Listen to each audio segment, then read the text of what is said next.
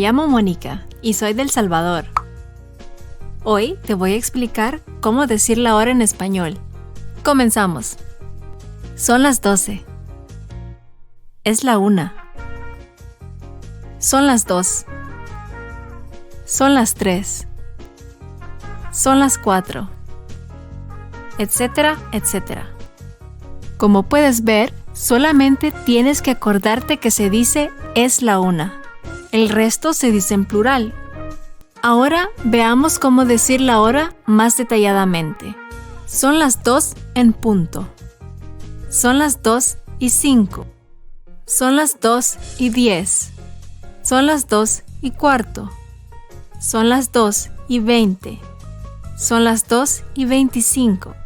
Son las 2:30. Son las 2:25. Son las 2:20. Etcétera, etcétera. En Latinoamérica también puedes decir faltan 5 para las 3.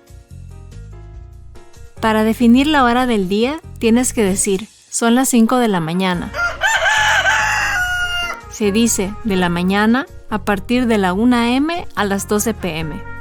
O también puedes decir son las 5 de la tarde. Se dice de la tarde a partir de la 1 p.m. hasta la puesta del sol.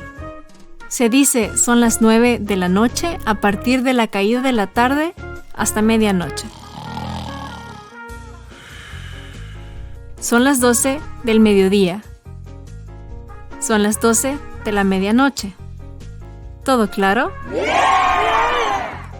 El sistema de las 24 horas no es muy común, pero también se puede decir el tren sale a las 20 horas y 10 minutos. Ahora hagamos una prueba. ¿Qué hora es?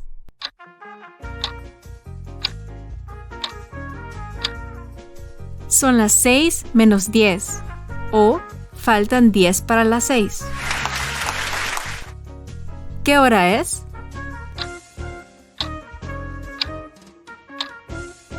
Son las 3:20 de la tarde.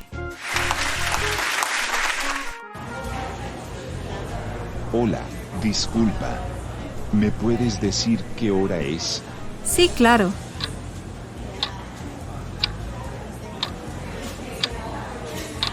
Son las 9:15. Muchas gracias. Disculpe, ¿me puede dar la hora, por favor? Sí, claro.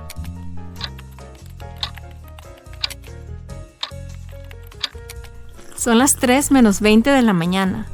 O faltan 20 para las 3 de la mañana.